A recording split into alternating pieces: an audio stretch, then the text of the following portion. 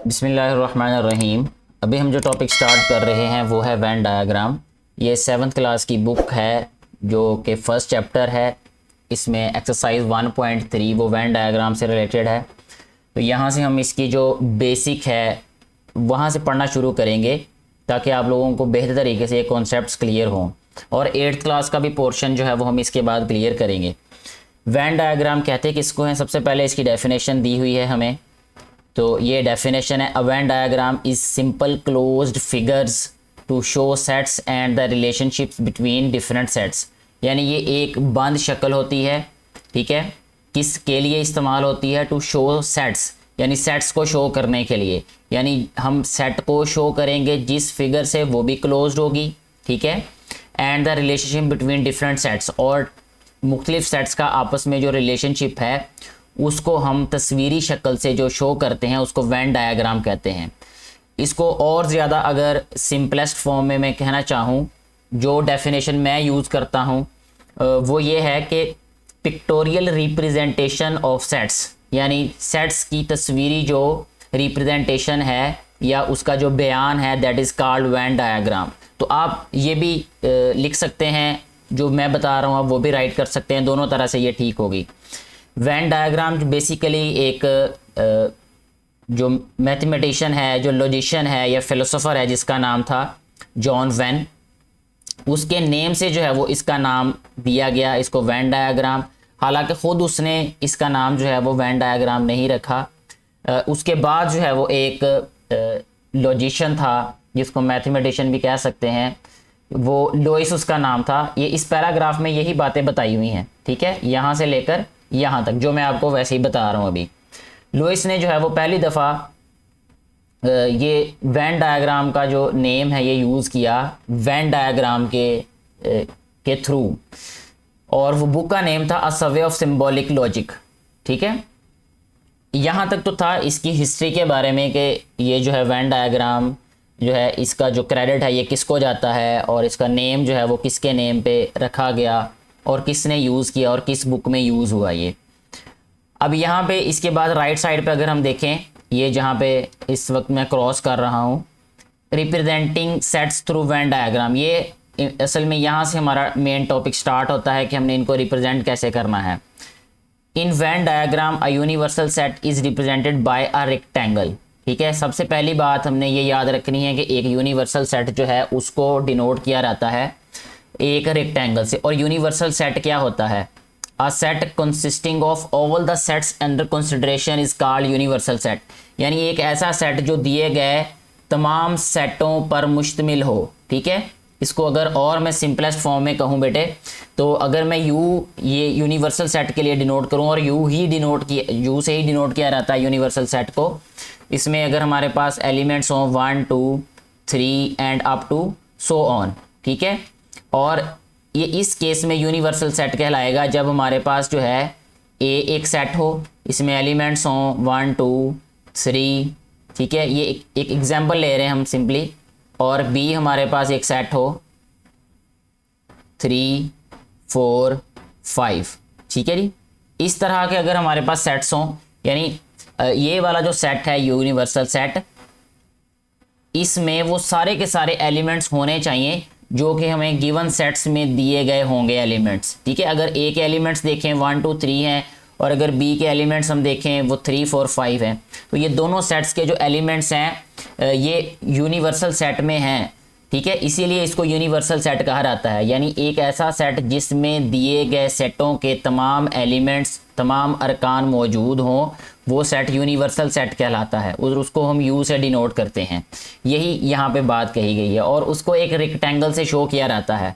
और अगर यहाँ पे एक रेक्टेंगल यहाँ पे मैं ड्रा करूँ, ये देखें, मतलब ये रेक्टेंगल है तो ये रिप्रेजेंट करेगी यूनिवर्सल सेट को, ठीक है। इस तरह की कोई भी रेक्टेंगल हो सकती है वो, ये तो फील्ड है, ये जो अनफिल्ड भी हो सकती है ये। अच्छा, इसके बाद नेक्स्ट जो बात कही जा रही है वो ये है, and the other sets are represented by simple closed figures inside the rectangle. और जो दूसरे हमारे पास सेट्स होते हैं उनको सिंपली जो है वो सर्कल के साथ, ठीक है, सर्कल्स के साथ डिनोट किया जाता है जो कि उस रेक्टेंगल के अंदर बने होते हैं, ठीक है। जो भी सर्कल होंगे वो रिप्रेजेंट करेंगे सेट्स को, ठीक है, जो यूनिवर्सल सेट के अलावा सेट होंगे तो उनको हमने इस यूनिवर्सल सेट के अंदर डिनोट करना है। जैसे ये यहाँ पे नीचे आप देखें, ये हमारे पास रेक्टेंगल्स बनी हुई हैं, इनके अंदर ये सर्कल्स भी बने हुए हैं, तो ये जो सर्कल्स हैं ये सेट्स को डिनोट करते हैं, और ये जो यूनिवर्सल सेट यानी ये जो रेक्टेंगल है ये एक यूनिवर्सल सेट को डिनोट कर रहा है। These close figures show and an overlapping region to describe the relationship between them. Following are the Venn diagrams for any set A of universal set U, disjoint sets A and B and overlapping sets A and B respectively। अब यहाँ पे जो नई बातें use हुई हैं इस topic के लिहाज से वो मैं ये कहूँगा कि यहाँ पे हमारे पास है एक तो डिसजॉइंट सेट्स, ठीक है, यहाँ पे ये डिसजॉइंट सेट्स की बात की गई है, उसके बाद ओवरलैपिंग सेट्स की बात की गई है, ठीक है। तो ये दो चीज़ें भी क्लियर करता चलूँ मैं यहाँ पे, वो ये है कि डिसजॉइंट सेट्स बेटा ऐसे सेट्स होते हैं, यानी कोई से भी दो सेट हमारे पास डिसजॉइंट होंगे अगर उनमें कोई भी एलिमेंट कॉमन नहीं होगा। If two sets have no common elements then दो sets will be disjoint sets, ठीक है। और ओवरलैपिंग सेट की अगर हम बात करें तो ओवरलैपिंग सेट्स जो हैं वो ऐसे सेट्स को कहते हैं जिनमें कुछ एलिमेंट्स कॉमन हो और कुछ अनकॉमन हो, ठीक है। ये ज़रूरी है कि कुछ कॉमन होने चाहिए और कुछ दोनों में ही अनकॉमन होने चाहिए, तो वो ओवरलैपिंग सेट्स होते हैं। यानी इसका कहने का मतलब ये है इस बात का कि कोई भी एक सेट दूसरे का सब सेट नहीं होना चाहिए। सब सेट का मतलब ये है कि एक सेट के सारे एलिमेंट्स दूसरे सेट में नहीं होने चाहिए, अगर वो होंगे तो वो ओवरलैपिंग नहीं कहलाएगा, ठीक है। अच्छा जी, अब ओवरलैपिंग सिर्फ वही होगा जिसमें कुछ कॉमन होंगे और कुछ अनकॉमन होंगे। जैसे मैंने ऊपर एक एग्जांपल यहाँ पे राइट की हुई है ए और बी के केस में, तो यहाँ पे जस्ट हमारे पास जो है वो 3 कॉमन है, ठीक है, और 1 और 2 जो है वो ए में अनकॉमन है, 4 और 5 जो है ये बी में अनकॉमन है, इसलिए ए और बी जो है ये ओवरलैपिंग कहलाएंगे। अच्छा जी, अब यहाँ पे देखिए नीचे जो एग्जाम्पल्स दी हुई हैं हमें, ये यूनिवर्सल सेट ये है हमारे पास, ये जो रेक्टेंगल है, और ए जो है ये सेट ए डिनोट किया गया है इसके अंदर, ठीक है। इसको हम ये कह सकते हैं कि ए इज सब सेट ऑफ यू।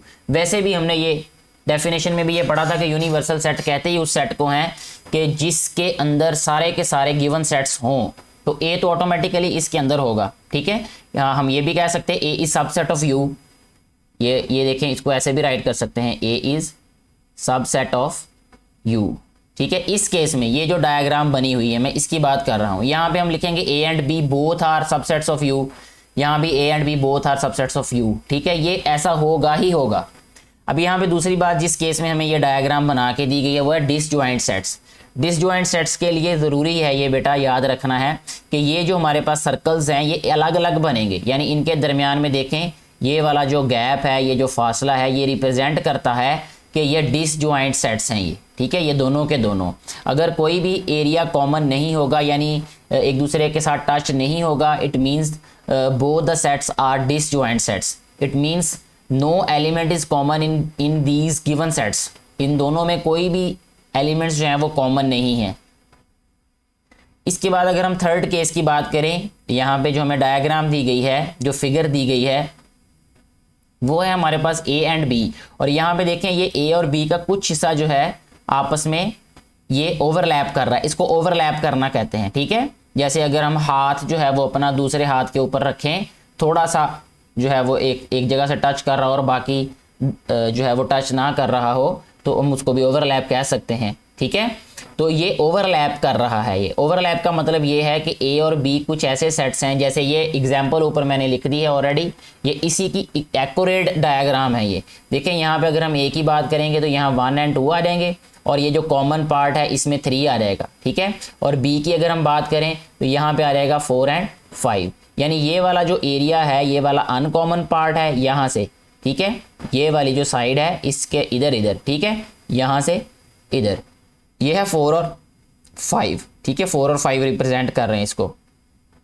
और इसी तरह ए का अनकॉमन एरिया भी है, ये देखें मेरा बेटा, इससे पीछे इससे नीचे जो है वो ए का अनकॉमन एरिया है, 1 और 2 जो है वो अनकॉमन एलिमेंट्स हैं, और ये जो 3 है एक एलिमेंट ये कॉमन है, इसकी वजह से ये ओवरलैप कर रहे हैं ये दोनों सेट्स या दोनों डायग्राम या दोनों सर्कल्स, ठीक है। इस तरीके से इनको रिप्रेजेंट किया जाता है कि अगर हमारे पास जो सेट्स हैं वो डिसजॉइंट हो या ओवरलैपिंग हो, तो इतनी बात मुझे उम्मीद है कि आपको क्लियर हो चुकी होगी। नेक्स्ट जो है वो अब हम देखते हैं कि in the Venn diagram the shaded region is used to represent the result of the operation. अब हमें कुछ ऑपरेशंस दिए गए होंगे, जैसे यूनियन है, इंटरसेक्शन है, और भी बहुत सारे ऑपरेशन हो सकते हैं, लॉज हो सकते हैं। उनको अगर हमने शो करना है वेन डायग्राम के थ्रू, तो उसका तरीका बेटा ये होता है कि हम उनको शेड करते हैं, ठीक है। अगर इसको और सादा जुबान में आप समझना चाहें तो हम कहते हैं हम उनको मेकअप करते हैं। अब शेड कैसे करना है उनको यहाँ पे ये बताया गया है। शेड करने से पहले फिर दोबारा वो हमें ये बताएंगे कि जो एक सेट्स हैं उनको कैसे रिप्रेजेंट किया जाता है। यूनियन ऑफ सेट्स, सबसे पहले वो हमें ये बता रहे हैं कि अगर हमें यूनियन को रिप्रेजेंट करना हो वेन डायग्राम के थ्रू और शेड करना हो तो हम कैसे उसको शेड करेंगे। Now we represent the union of sets through Venn diagram when A is subset of B. अब केसेस बताए हुए हैं कि when A is subset of B. A is subset of B का मतलब ये है बेटा कि ए के सारे एलिमेंट्स बी में हैं। जैसे इसकी एग्जांपल अगर मैं लिखना चाहूँ तो ऐसे लिखेंगे हम कि ए हमारे पास एक ऐसा सेट है कि जिसमें एलिमेंट्स हैं 1 और 2, ठीक है। अपनी तरफ से ये एक एग्जांपल मैं यहाँ पे जनरेट कर रहा हूँ ये।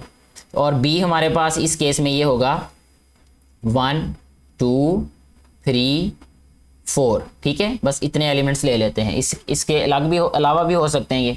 देखें, अब मकसद इसमें सिर्फ ये है आपको बताने का, समझाने का, ये एग्जांपल देने का कि यहाँ पे ये जो ए के एलिमेंट्स हैं, both the elements are in set B, that's why A is subset of B.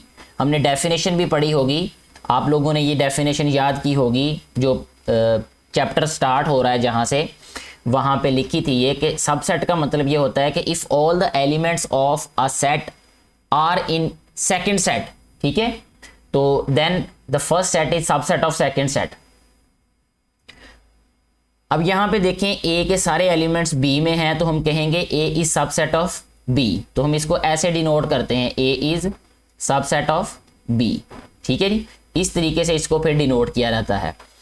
When all the elements of set A are also the elements of set B, then we can represent A union B by the figure I। ये figure I या 1 इसको कह सकते हैं हम। Here shaded portion represents A union B। और A union B की अगर हम बेटा बात करें कि जब हम इनको फाइंड करते हैं इनका आंसर, जैसे इसी केस में ये जो हमें एग्जांपल दी हुई है, अगर हम इनका A union B फाइंड करें तो यूनियन की डेफिनेशन के according all the elements which are in A और इन बी, ठीक है, और इन बोथ, ठीक है। यानी हमने सारे ही एलिमेंट्स राइट करने होते हैं जो ए में हैं या बी में हैं, ठीक है, या दोनों में भी हों, जो कॉमन हो और अनकॉमन हो, सारे के सारे एलिमेंट्स हमने राइट करने होते हैं यूनियन में। तो अगर इसमें हम आंसर देखें तो यह रहता है 1 2 3 एंड 4, ठीक है। तो ये ए यूनियन बी का हमारे पास आंसर आ रहा है 1 2 3 4। तो हमने सारे के सारे एरिया को जो है वो क्या करना है, शेड करना है ए यूनियन बी को। और दूसरी तरफ हम ये भी कह सकते हैं कि ये जो ए यूनियन बी है ना बेटे, ये इक्वल किसके है, ये सेट रिप्रेजेंट कर रहा है किसको, बी को, ठीक है। अब हमने बी को शेड करना है। बी को शेड करने का मतलब ये है ए तो ऑलरेडी बी के अंदर है, तो बी सारे के सारे को शेड करना है। इसलिए यहाँ पे पूरे का पूरा जो बी वाला पार्ट है, बी वाली जो हमारे पास फिगर है, उसको शेड कर दिया गया है। ए तो उसके अंदर ऑलरेडी मौजूद है क्योंकि ए उसका सबसेट है, तो यही इसका आंसर होगा। यूनियन में हम सारे की सारी शेड करते हैं, यानी सारे के सारी जो फिगर है उसको शेड करते हैं, ए को भी और बी को भी, चाहे वो कॉमन हो चाहे ना कॉमन हो, यानी ओवरलैपिंग हो या डिसजॉइंट हो, जैसे इसका केस भी यहाँ पे दिया गया होगा। नेक्स्ट हमें दूसरा केस कौन सा है हमारे पास जो दिया गया उन्होंने, वो है B is subset of A। अगर B A का सबसेट हो, it means all the elements of B are in A, ठीक है। डायग्राम वही बनेगी जैसे ऊपर बनी, सिर्फ फर्क ये है कि जहाँ पे B लिखा वहाँ A लिखते, जहाँ A लिखा वहाँ B लिख दिया। तो इस तरीके से फिर उसकी जो है वो डायग्राम बनेगी या फिगर बनेगी। इसको ये देखें, यहाँ पे बताया ये A यूनियन B को रिप्रेजेंट कर रही है, ये वाली फिगर ये A यूनियन B को ही रिप्रेजेंट कर रही है, लेकिन इन केस कि B is subset of A, सिर्फ ये फ़र्क है इसमें, ठीक है। इसके बाद देखें नेक्स्ट हमें जो बताया गया है वो है A and B are overlapping sets. Overlapping sets का मतलब ये है बेटा कि कुछ एलिमेंट्स जो हैं वो कॉमन है और कुछ एलिमेंट्स जो हैं वो अनकॉमन है। मैं इसकी एक एग्जांपल भी लिखता हूं ताकि आपको अच्छे तरीके से ये समझ आ रहा है ये वाली बात कि अगर हम इसी केस में बात करें, ये हम जो है वो पहले भी डिस्कस कर चुके हैं ये वाली बात प्रीवियस पेज पे कि ए हमारे पास इस केस में होगा। मैं छोटी छोटी एग्जांपल्स इसलिए देता हूं ताकि समझने में आपको आसानी हो जाए। अगर हमारे पास ए सेट हो 1 2 3, ठीक है जी, और बी हमारे पास सेट हो 3 4 5, बस ऐसे ले लेते हैं, ठीक है जी। ये हमारे पास एक एग्जांपल है, इनको हम कहेंगे A and B are overlapping because element 3 जो है ये ओवरलैप कर रहा है, ये दोनों सेट्स में है। ये देखें 3 जो है ये दोनों सेट्स में है और 1 और 2 जो है वो ए के अनकॉमन है और 4 एंड 5 जो है ये बी के अनकॉमन एलिमेंट्स हैं। तो ऐसा सेट जो है, मतलब ऐसे जो सेट्स होते हैं वो ओवरलैपिंग सेट्स कहलाते हैं, जिनमें जो है वो कुछ एलिमेंट्स कॉमन हो और कुछ अनकॉमन हो। अच्छा जी, अब इसमें देखें बेटा, इसको इसकी डायग्राम तो जो फिगर है वो इस तरीके से बनेगी कि कुछ एरिया जो है ये इसका कॉमन आएगा, यानी डायग्राम में भी ये वाला पार्ट जो है, अगर आप देखें मैं जिसको यहाँ पे पॉइंट आउट कर रहा हूँ, ये जो पार्ट है इतना, ये बता रहा है कि ये सेट्स ओवरलैपिंग है। और ये जो एरिया है इसका, यहाँ पे जो एरो बना रहा हूँ अभी मैं, ये बता रहा है कि इसमें कुछ एलिमेंट्स अनकॉमन है, यानी कुछ पोर्शन अनकॉमन है इसमें, और यहाँ पे ए का भी कुछ पोर्शन जो है वो अनकॉमन है। तो इस तरीके से ये वाली जो है वो फिगर बनेगी। और यूनियन का मतलब ये है ए और बी सारे का सारा शेड होगा, ठीक है। तो ए और बी को कंप्लीट शेड कर दिया है। इसके बाद नेक्स्ट हमारे पास एक ऐसा केस हो सकता है जिसमें A and B are disjoint sets. जब ए और बी दोनों डिसजॉइंट्स हों लेकिन हमने यूनियन को ही रिप्रेजेंट करना हो, तो उसके लिए हम क्या करेंगे? When no element of two sets A and B is common then we can represent A union B by the figure. देखें इसमें कोई एलिमेंट कॉमन नहीं है, आप अगर चाहें तो इसको दरमियान में फासला छोड़ें, वो ज़्यादा बेहतर होगा, ठीक है। बिल्कुल आपको अलग अलग नज़र आनी चाहिए ये वाली जो फिगर्स हैं, अगर अलग अलग नज़र, जैसे प्रीवियस पेज पे आपको मैं दिखाता हूँ, यहाँ पे ये देखें, ये जिस पे मैं अभी स्टार ड्रा कर रहा हूँ या जिसको मैं ये हाईलाइट कर रहा हूँ, ये वाली जो फिगर है ना, ये ज़्यादा बेहतर है क्योंकि दरमियान में जो है इसमें ये बिल्कुल भी ये गुमान नहीं हो सकता कि कोई एलिमेंट कॉमन है, ठीक है। यहाँ पे देखें नेक्स्ट पेज पे जो फिगर अभी बनाई हुई है, यहाँ पे ड्रा की हुई है, यहाँ पे ये वाली लाइन जो आउटर लाइंस हैं ये आपस में टच कर रही हैं, तो ज़्यादा बेहतर ये है कि डिसजॉइंट के लिए आप ये लाइंस को टच भी ना होने दें मेरा बेटा, ठीक है, ताकि कन्फ्यूजन 1% भी ना हो सके चेक करने वाले के लिए। अच्छा बेटा, यहाँ ए यूनियन बी जो है इसको हमने ऐसे शो करना है कि क्योंकि कोई एलिमेंट कॉमन नहीं है, लेकिन करना हमने क्योंकि यूनियन को रिप्रेजेंट है, तो यूनियन में सारे के सारे एलिमेंट्स हम राइट करते हैं, चाहे कॉमन हो चाहे अनकॉमन हो। तो ए और बी का सारा पार्ट जो है वो शेड होगा। अच्छा बेटा, शेडिंग के लिए भी मैं आपको एक बात बता देता हूं कि आपने गौर किया होगा कि जितनी भी फिगर्स अभी तक उन्होंने शेड की हैं उनका पैटर्न सेम है लाइंस का। देखें, अगर उन्होंने ये अभी तक तो सारी की सारी हॉरिजेंटल लाइंस ड्रा की हैं, आप चाहें तो वर्टिकल लाइंस ड्रा कर सकते हैं, लेकिन ऐसा नहीं करना आपने मेरा बेटा कि एक में आपने हॉरिजेंटल लाइन ड्रा की और दूसरे में वर्टिकल लाइंस ड्रा कर दी। ऐसा करने से आंसर जो है वो गलत हो जाएगा आपका, इससे कोई और मतलब निकलता है वो जब आप इंशाल्लाह 8th क्लास में चैप्टर नंबर 1 पढ़ेंगे या उससे जो हायर क्लासेस में जाएंगे तो आपको मज़ीद ये कॉन्सेप्ट क्लियर होगा कि क्यों हम जो है वो एक ही पैटर्न की लाइंस ड्रा करते हैं। और ये आपने फ़िलहाल याद रखना मेरा बेटा अपनी क्लास के लिए कि लाइंस की डायरेक्शन सेम होनी चाहिए, या जो कलरिंग है जो शेडिंग है वो सेम उसका पैटर्न होना चाहिए। ऐसा नहीं होना चाहिए कि आप कभी दाएं से बाएं चला रहे पेंसिल को, कभी ऊपर से नीचे, ठीक है, ऐसा नहीं करना आपने। अच्छा बेटे, नेक्स्ट जो है वो इंटरसेक्शन की बात कर लेते हैं। यूनियन की बात कर ली हमने। अच्छा जी, इंटरसेक्शन में सबसे पहला केस क्या है कि when A is subset of B, ठीक है। जैसे यूनियन में भी हमने यही केस डिस्कस किया था कि A is subset of B. Diagram देखिए, फिगर जो है वो बिल्कुल वैसे ही बनेगी जैसे हमने यूनियन में बनाई थी कि ए जो है वो बी के अंदर बनेगा, लेकिन जस्ट शेडिंग का फ़र्क होगा। क्यों फ़र्क होगा? क्योंकि we are talking about intersection. Intersection mean common elements, only we can take common elements. यानी अगर हम एक एग्जाम्पल की बात करें यहाँ पे, तो मेरे पास एक सेट ए है जिसके एलिमेंट्स होंगे 1 2, ठीक है, और बी सेट होगा 1 2 3 एंड 4, ठीक है। इसका इंटरसेक्शन अगर हम लेंगे ए इंटरसेक्शन बी, तो इंटरसेक्शन का मतलब होता है बेटा कॉमन एलिमेंट्स। तो कॉमन क्या है हमारे पास 1 एंड 2।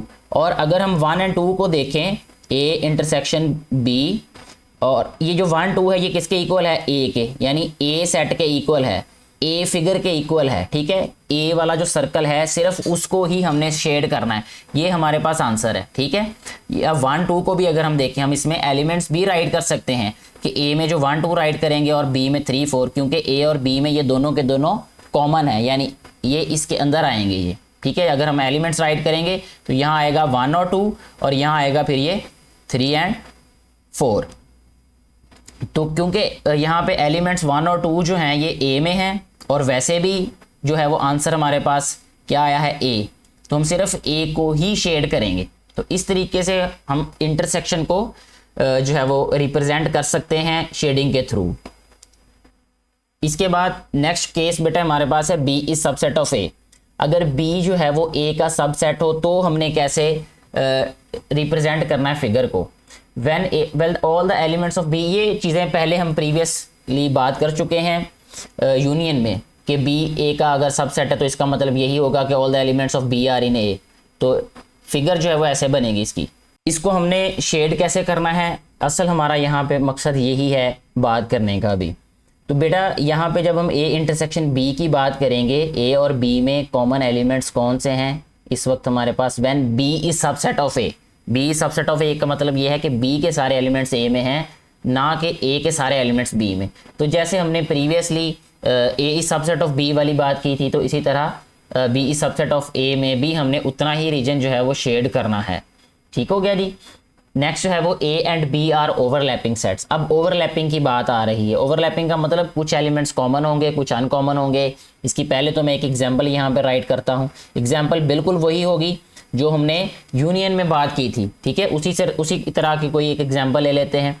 तो यहाँ पे हमारे पास आ जाता है 1 2 3, एक ये सेट है। और अगर हम बी सेट की बात करें यहाँ पे, तो बी सेट होगा हमारे पास बेटा यहाँ पे 3 4 5। मैं 3 को ही कॉमन ले रहा हूँ, आप 1 को छोड़कर 2 3 को भी कॉमन ले सकते हैं हम, यानी 2 3 4 ऐसे लिख लें। ठीक है ना, ये डिपेंड करता है कि आपके दिमाग में क्या आ रहा है उस वक्त। ठीक है, मैं क्योंकि ये कहीं से कॉपी नहीं कर रहा ये एग्जांपल्स, तो मेरे दिमाग में जो भी एग्जांपल आ रही है मैं उसी को ले रहा हूँ। एक एलिमेंट कॉमन लेना है, तो अभी दोनों जो 2 3 एग्जांपल्स मैंने आपको दी होंगी यहाँ पे, तो मैंने सब में एक ही एलिमेंट कॉमन लिया। अब ये ना समझिएगा मेरा बेटा कि सिर्फ एक ही एलिमेंट कॉमन आ सकता है। ठीक है, बल्कि मैं अभी इसको चेंज कर देता हूँ, इस वाले एग्जाम्पल को हम इसको लिखेंगे जी अभी a इज इक्वल टू 1 2 3। ठीक है जी, और b हम लेंगे अभी यहाँ पे 2 3 एंड 4। ठीक है जी, अब देखें यहाँ पे ये 2 और 3, ये 2 और 3 कॉमन है और 1 अनकॉमन है और 4 यहाँ से अनकॉमन। इट मीन्स ये ओवरलैपिंग है। ये यहाँ पे आ रहेंगे ये 2 एंड 3 एलिमेंट्स, ये जो कॉमन पार्ट है ये, और इस वाली साइड पे 1 आ जाएगा और इस साइड पे 4 आ जाएगा ये। अब देखें जब हम इसका इंटरसेक्शन लेंगे तो इंटरसेक्शन हमारे पास क्या आएगा, सिर्फ 2 आएगा। अगर अब इसको सॉल्व भी करके देखेंगे फिर भी आपके पास आंसर वही आएगा, सॉरी 2 एंड 3, ये दोनों आएंगे 2 एंड 3, ये हमारे पास इंटरसेक्शन आएगा। इट मीन्स 2 एंड 3 वाला जो पार्ट है ना हमने उसको शेड करना है। तो 2 एंड 3 इस रीजन में आ रहा है, तो ये वाला रीजन हम सिर्फ शेड करेंगे, उसी को शेड किया हुआ उन्होंने। ठीक हो गया बेटा। A and B are disjoint set. Intersection के केस में अगर ए और बी जो है वो डिसजॉइंट होंगे तो हम बेटा किसी को भी शेड नहीं करेंगे शेप को, क्योंकि इंटरसेक्शन हमारे पास क्या आएगा, एम्प्टी सेट आएगा। ठीक है, जब ये डिसजॉइंट होंगे, डिसजॉइंट का मतलब ये है कि कोई एलिमेंट कॉमन नहीं होगा, और इंटरसेक्शन में हम कोई भी जो हमारे पास फिगर होगी या कोई भी इसमें से शेप होगी, सर्कल होगा, उसको हम शेड नहीं कर सकते, क्योंकि आंसर हमारे पास एम्प्टी सेट आता है। तो एम्प्टी सेट के केस में हम शेड नहीं करेंगे। ठीक है, इसके बाद नेक्स्ट हमें बताया जा रहा है कि difference of 2 sets A and B.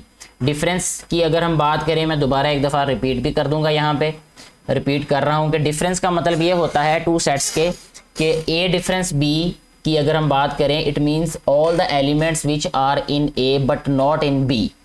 सारे के सारे वो एलिमेंट्स जो ए में तो हो लेकिन बी में ना हो। अब A is subset of B, A B का सबसेट है। इस केस में हमने ए माइनस बी को कैसे रिप्रेजेंट करना है और शेड कैसे करना है। तो कहता है कि यहाँ पे एक एग्जांपल लेते हैं। अगर हम लिखें जी a इज इक्वल टू 1,2 और b को अगर हम ले लें 1 2 3, ठीक है जी, ये एग्जांपल ले लेते हैं। a is subset of b, ये वो वाला केस है हमारे पास, क्योंकि a के सारे एलिमेंट्स b में हैं तो इसलिए a b का सबसेट होगा। यहाँ पे ये जो फिगर है ये भी रिप्रेजेंट इसी केस को कर रही है कि a b का सबसेट है। अच्छा, कहता है कि then we can represent a minus B by figure. इसको ऐसे शो करना है हमने, क्योंकि ये सबसेट है, सबसेट के लिए ऐसे ही फिगर बनेगी। अब इसको हमने रिप्रेजेंट कैसे करना है और शेड किसको करना है? शेड करने के लिए देखें हमारे पास a डिफरेंस b का आंसर क्या आएगा। पहले तो ये देखें, all the elements which are in a but not in b, there is no element which is in a but not in b। क्योंकि a b का सबसेट है इसलिए ऐसा कोई भी हमारे पास बेटा एलिमेंट नहीं है जो a में तो है लेकिन b में नहीं है। यानी आंसर हमारे पास क्या आया? Empty set. और एम्प्टी सेट के केस में हम शेड कर ही नहीं सकते, हम शेड नहीं कर सकते, इसलिए ये देखें यहाँ पे भी उन्होंने इस फिगर को ब्लैंक छोड़ दिया है, अनशेडेड छोड़ दिया है। नेक्स्ट देखें बेटा केस क्या है? b is subset of a, b a का सबसेट है। अच्छा, अब देखें when all the elements of b are also the elements of set a, then we can represent a minus B by, a minus B को कैसे show करना है फिर? अगर b a का सबसेट है तो देखिए, अगर हम ऊपर वाली एग्जांपल में सिर्फ जो है वो उनके नेम्स चेंज कर दें तो b हमारे पास होगा 1 and 2 और a हमारे पास क्या होगा 1 2 3, ठीक है जी। इस केस में हमने a माइनस बी को कैसे रिप्रेजेंट करना है, ये बात हो रही है अभी यहाँ पे। तो a माइनस बी का मतलब ये है, a डिफरेंस b का मतलब कि all the elements which are in a but not in b। तो a में देखें ये 3 एलिमेंट ऐसा है जो कि b में नहीं है, तो 3 आंसर आएगा। और अगर हम इसको इस फिगर के थ्रू रिप्रेजेंट करना चाहें तो ये क्योंकि सबसेट है तो 1 और 2 इधर आएंगे जो कॉमन है क्योंकि, ठीक है। और ये 3 जो है वो इस रीजन में आएगा और जिस रीजन में 3 होगा वही शेड करना है हमने, ठीक है। ये 1 और 2 को छोड़ के बाकी रीजन को हम क्या कर देंगे? शेड। यही किया हुआ है यहाँ पे। a and b are overlapping sets. हमारे पास नेक्स्ट ये केस है कि a and b are overlapping sets. Overlapping का मतलब ऑलरेडी हम डिस्कस कर चुके हैं और इसमें a डिफरेंस b को कैसे हमने डिनोट करना है। एक एग्जांपल लेते हैं पहले। a हमारे पास है जी 1 2 एंड 3, ठीक है जी। और b हम लेंगे जी इस केस में फिर 2 3 एंड 4, ठीक है बेटा। अच्छा, अब देखें a डिफरेंस b का मतलब a difference b is equal to elements which are in a but not in b, there is only 1 element 1, ठीक है। यानी 1 ऐसा एलिमेंट है जो a में तो है लेकिन b में नहीं है। तो हम यहाँ पे क्या राइट करेंगे? ये 1 आएगा a में और कॉमन एलिमेंट्स कौन से हैं? 2 3 वो यहाँ पे आ जाएंगे और b का अनकॉमन कौन सा है? 4 वो यहाँ पे आ जाएगा। हम शेड किसको कर सकते हैं?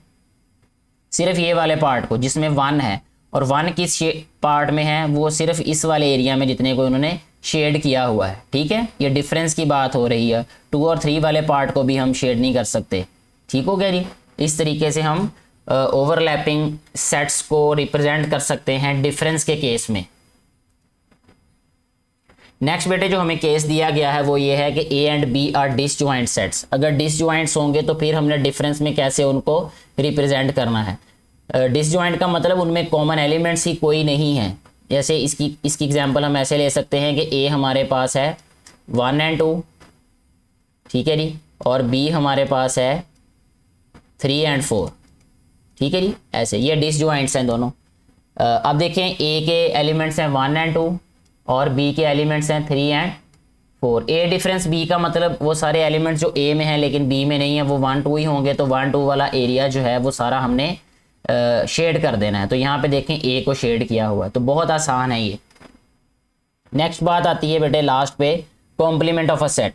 कॉम्प्लीमेंट का मतलब क्या होता है? कॉम्प्लीमेंट किसी भी सेट का कॉम्प्लीमेंट हो, अगर जैसे अगर हमारे पास a का कॉम्प्लीमेंट हो, b का कॉम्प्लीमेंट हो, ठीक है, या किसी भी और गिवन सेट का कॉम्प्लीमेंट हो तो उसका हमने यू के साथ डिफरेंस फाइंड कर लेना है, तो हमारे पास कॉम्प्लीमेंट आ जाएगा। ठीक है, जैसे A complement mean U difference A, B complement mean U difference B, all the elements which are in U यानी universal set but not in B, all the elements which are in universal set U but not in A, तो वो A complement होगा।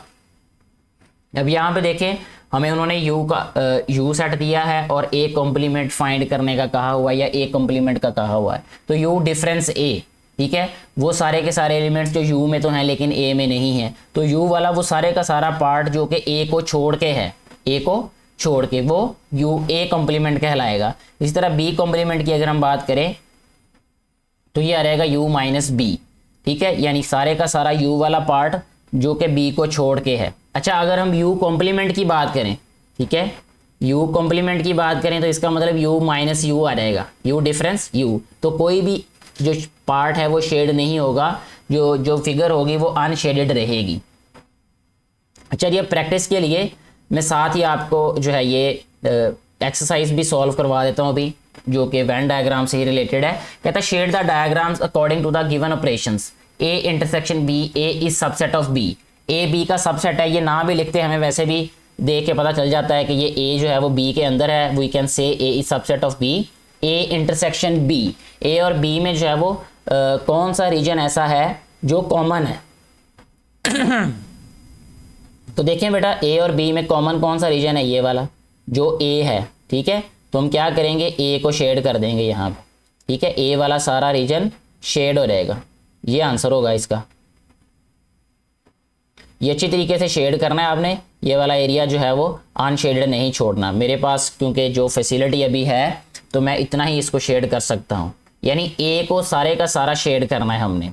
अच्छा, ए union B की अगर हम बात करें, बी सबसेट ऑफ ए, ये केस हमें दिया गया हुआ है। यूनियन की बात करें तो उसमें सारे के सारे एलिमेंट्स आएंगे जो ए में भी हैं और बी में भी हैं, इसका मतलब ये सारी की सारी, सॉरी ये जो है वो बाहर जा रहा है ये इधर से, तो ये देखें ये सारा रीजन है ना बेटा, ए और बी, ये सारे का सारा हम शेड करेंगे, ठीक है, यहां तक, ठीक है, ए को भी और बी को भी, क्योंकि ये यूनियन की बात कर रहे हैं। अब हम यूनियन में हम क्या कर देते हैं, इकट्ठा कर लेते हैं उसको, यानी सारे का सारा पार्ट जो है वो राइट करते हैं जो ए में भी हो और जो बी में भी हो, तो इस तरह ये ए यूनियन बी को हम रिप्रेजेंट करेंगे। ठीक हो गया।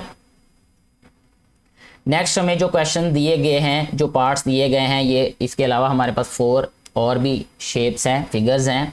ए difference B for disjoint sets, A difference B ये ऑलरेडी हम जो है वो डिस्कस भी कर चुके हैं ये प्रीवियस पेज पे। ए डिफरेंस बी का मतलब all the elements which are in A but not in B, तो सिर्फ ए वाली जो फिगर है ये वाली, ठीक है बेटा, इसको शेड करेंगे हम, ठीक है, ये सारी ये वाली फिगर, ये जो लेफ्ट साइड वाला पार्ट है यानी ए जो है, ए सेट को ही हम सिर्फ शेड करेंगे, ये आंसर है इसका।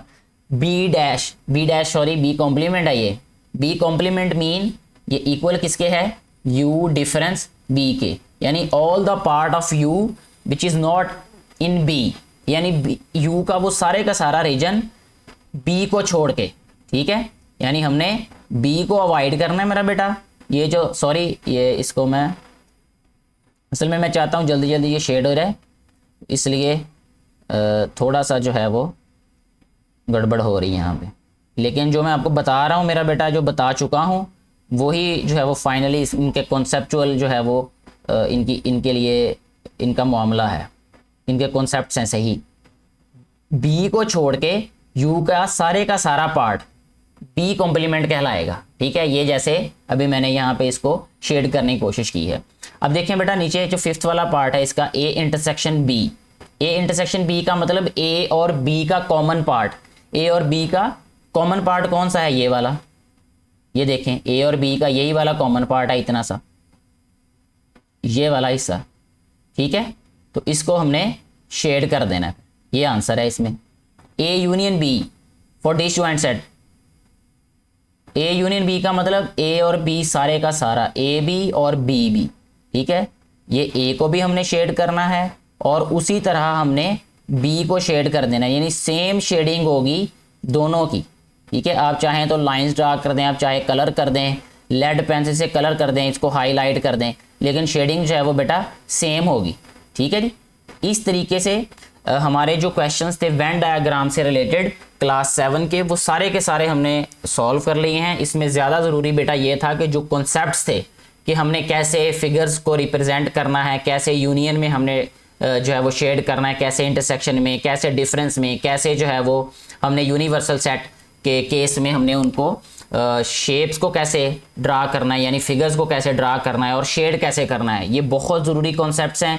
इन्हीं कॉन्सेप्ट्स को यूज़ करके 8th क्लास की जो एक्सरसाइज है वो बहुत आसानी से सॉल्व की जा सकती है। इवन कि FSC में भी ये फर्स्ट चैप्टर में ये कॉन्सेप्ट्स हैं। ये अगर ये वाले 7th क्लास के कॉन्सेप्ट्स आपको अच्छे तरीके से समझ आ जाएंगे तो 8th क्लास वाले कॉन्सेप्ट्स भी और फर्स्ट ईयर क्लास के कॉन्सेप्ट्स भी आपको इंशाल्लाह बहुत अच्छे और बहुत जल्दी समझ आ जाएंगे। मुझे उम्मीद है कि ये बातें सारी आपको समझ आई होंगी। फिर भी किसी भी तरह की आपको कोई कन्फ्यूजन हो तो आप कमेंट बॉक्स में ज़रूर राइट कीजिएगा। और अगर ये वीडियो आपको पसंद आई हो तो अपने दोस्तों के साथ, अपने बहन भाइयों के साथ, अपने जो है वो फ्रेंड्स के साथ ज़रूर इनको शेयर करें ताकि उनको भी इन वीडियो से फ़ायदा हो सके, जो कि इन वीडियोस को बनाने का मकसद है।